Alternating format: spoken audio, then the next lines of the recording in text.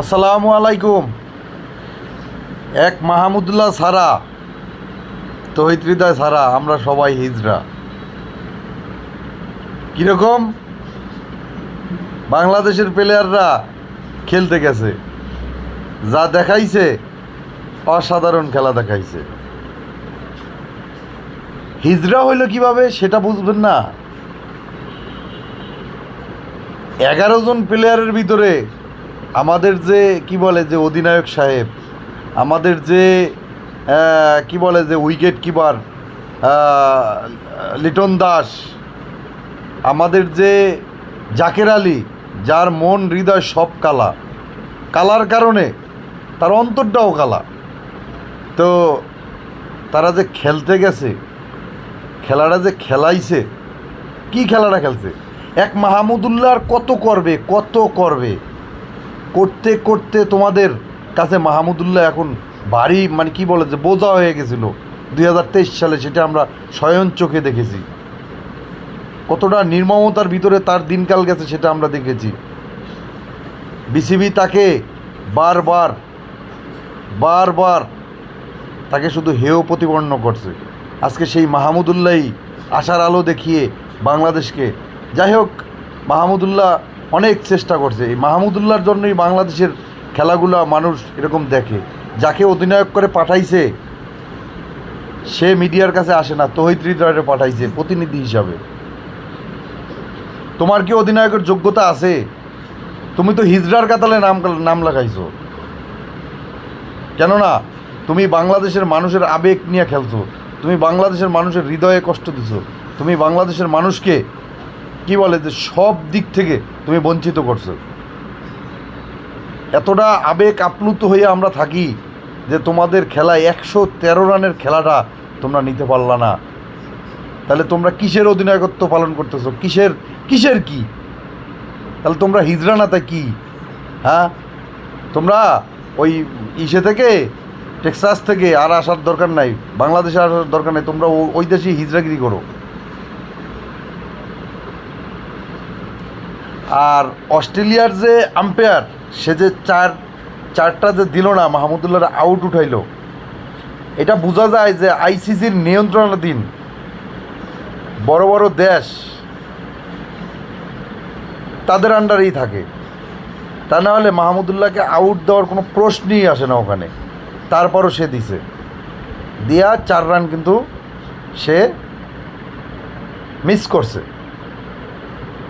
এই আউটটা না দিলে বাংলাদেশ কিন্তু জিততো।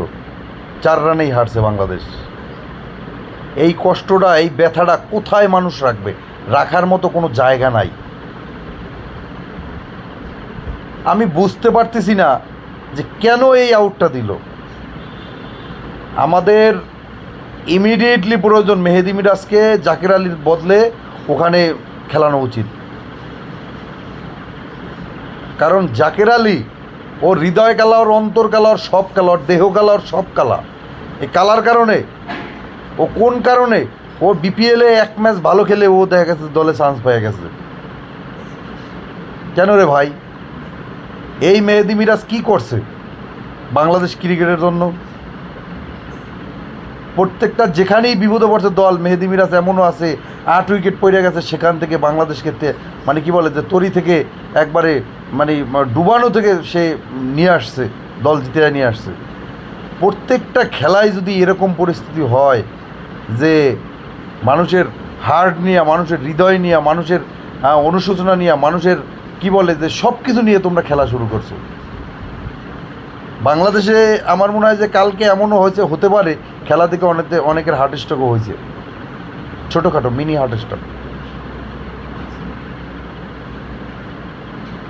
এই কথাগুলো শুধু এই জন্যই বলতেছি যে আমাদের যে লর্ড শান্ত অতি দ্রুত তারে অধিনায়কত্ব থেকে বাদ দিয়ে তারে অবসরে দেওয়ার দাবি জানাচ্ছি বিসিবির কাছে। তা নাহলে বাংলাদেশ বাঁচবে না। বাংলাদেশের ক্রিকেটকে বাঁচাইতে হইলে এই লর্ড শান্তকে অতি দ্রুত দল থেকে বিতাড়িত করতে হবে, তাছাড়া কারো কোনো উপায় নাই। আমি মনে করি সর্বদিকে কালকের খেলাটায় সর্বদিকে বাংলাদেশ মানে কি বলে যে অবহেলিত ছিল। কীরকম, আরও 2টা হোয়াইট ছিল, সেই 2টা হোয়াইট বাংলাদেশকে দেয় নাই, না দিয়ে কি করছে, 4 হয়েছে, মাহমুদুল্লাহরে আউট দিয়ে দিছে যাতে রানটা রানের গতিতে থাকে। কি বুদ্ধিটা করছে, ওই আম্পায়ারের শাস্তি দাবি করছি, আম্পায়ারের শাস্তি দাবি করছি।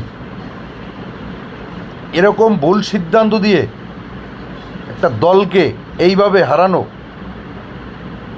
আসলে এটা কারো কাম্য হতে পারে না। আর সর্বোপরি বিষয় হয়েছে যে আমি ভাবতেছি আমার যদি একটা কোটা থাকতো তাহলে আমিও খেলায় চান্স পাইতাম। আমার কোনো কোটা নাই, আমি কোনো চান্স পাই নাই। গাজী আশরাফ হোসেন লিপু, তার প্রধান নির্বাচক, তার নাকি খেলাতো ভাই শান্ত, সেই জন্য সে অধিনায়ক 3 ফরম্যাটে। এমপি সাহেব সে কোটা নিয়ে খেলতেছে। এমপি সাহেবের হিসাবটা দেখেন, সে বিশ্বসেরা, বিশ্ব অলরাউন্ডার। সে গত 3 বছরে 21, 22, 23, 24 এই 3 বছরে সে কী খেলছে, তার খেলার ধরনটা কী, তার কেরিয়ারটা কী, তারপরও সে এমপি কোটা সে চান্স পেয়ে যায়। এই দায়ভার কে দেবে? এই দায়ভার নেওয়ার মতো কেউ আছে? আমার তো মনে হয় না। তাই সেই জন্যই বললাম যে আমার যদি কোনো কোঠা থাকতো তাহলে আমিও দলে চান্স পাইতাম, আমিও খেলতে পারতাম। আমার মনে হয় আমি ওদের চাইতে আরও ভালো খেলতাম। যাই হোক, এই ব্যর্থতা আমাদের সবার, এই ব্যর্থতা আমাদের ভুলে যেতে হবে। যেভাবে বাংলাদেশ আরও এগিয়ে নেওয়ার জন্য যা যা করণীয় দরকার মাহমুদুল্লাহ রিয়াদ তাই করবে, আমি আশাবাদী এবং দৃঢ় বিশ্বাসী। এই জন্য ব্যর্থতার গ্লানি মুছে ফেলতে চাই। আর সামনে যেই 2 দল আছে এই 2 দলের সাথেই জিততে হবে, নেপাল আর কানাডা। তাহলে বাংলাদেশ হয়তো সুপার 8-এ খেলতে পারবে, এই আশা করে আজকের মতো বিদায় নিলাম। আল্লাহ হাফেজ।